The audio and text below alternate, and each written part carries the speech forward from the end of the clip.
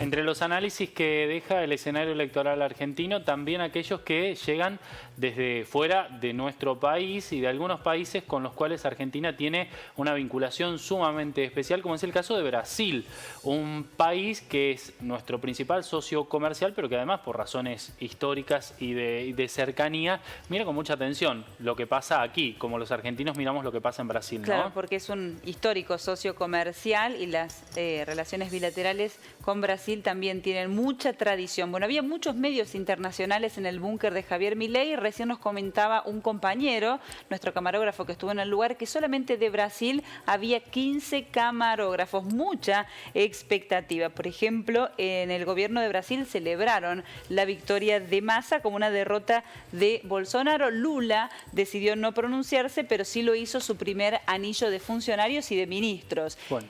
Y ayer estuvo en el búnker de Javier Milei nada más ni nada menos que Eduardo Bolsonaro, que es un actual legislador brasilero, hijo del expresidente de Brasil, claro está. Este era el momento en el que Pablo Ferrari, nuestro compañero, lo entrevistaba allí en la sede de campaña y dialogaba con él.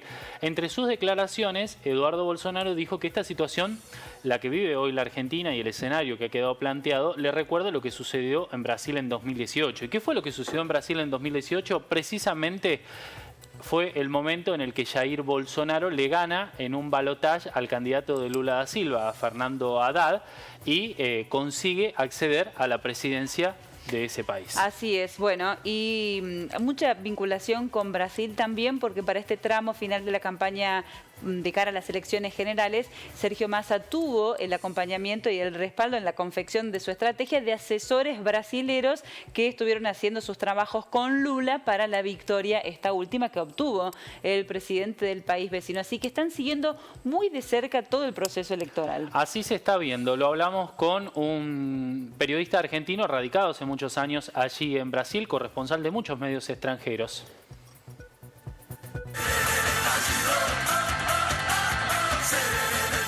Acá se ha seguido atentamente todo lo que ocurre en Argentina, principalmente en este periodo, también los anteriores, con el aparecimiento, el surgimiento de Milei como un candidato alternativo, y también por lo que pueda suceder con la continuidad del peronismo en Argentina.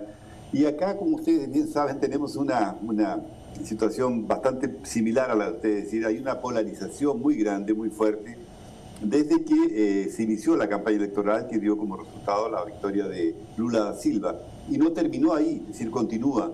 Hay división, por ejemplo, en el Parlamento, hay división en diversos estamentos y principalmente la población que ve con mucha preocupación lo que pueda suceder en Argentina, tanto sea con un cambio bastante drástico que sería la llegada de Milei al gobierno, como la continuidad que tiene un país prácticamente quebrado, con problemas serísimos.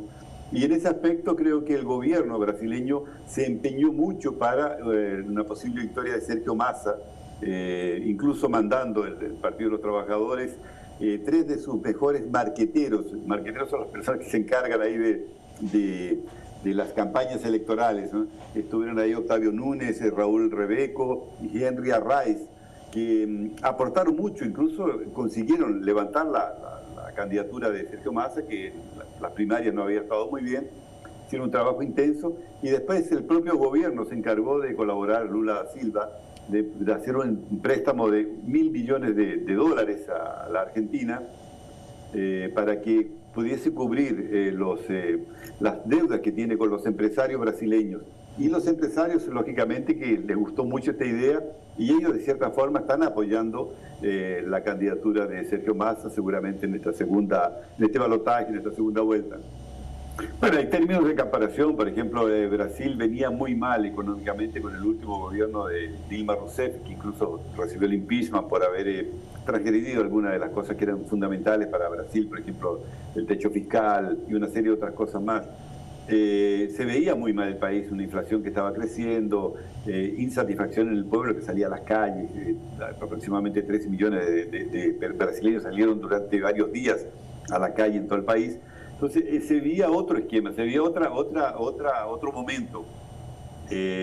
Yo creo que en términos de comparación sería que llegó un candidato de derecha que no tenía la más mínima condición por política, no tenía, habiendo sido diputado durante 28 años, no tenía una presencia nacional. Todo el país, acá recuerda que son 27 estados.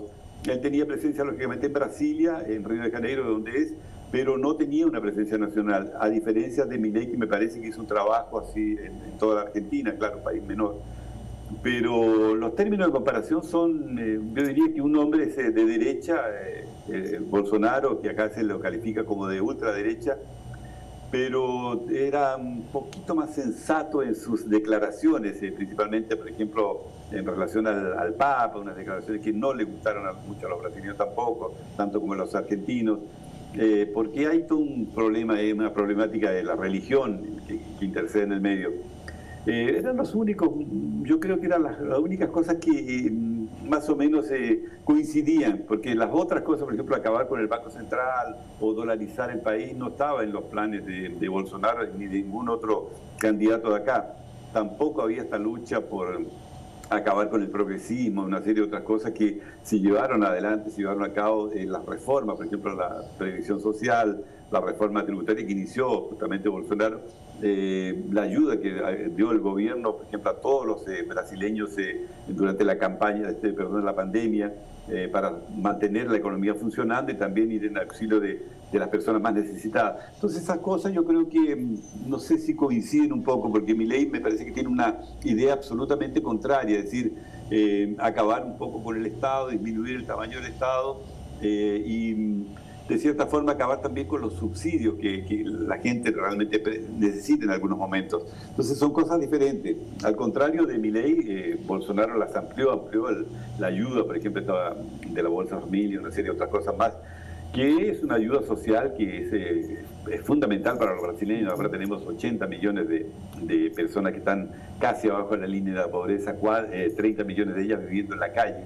Entonces, claro, necesitan de una ayuda. Y esa ayuda me parece que Milei no está dispuesto a dárselas como lo hizo durante los 4 años del gobierno de Bolsonaro. Y otra cosa que Bolsonaro también se diferenció es que él dejó actuar prácticamente solos a los ministros que él tenía, el ministro de Agricultura, Teresa Cristina, al ministro de Economía, Paulo Guedes, que hizo un excelente trabajo. Entonces, en ese aspecto yo creo que no hay interferencia, o la interferencia que Milei quiere darle a su gabinete ministerial ahí en Argentina.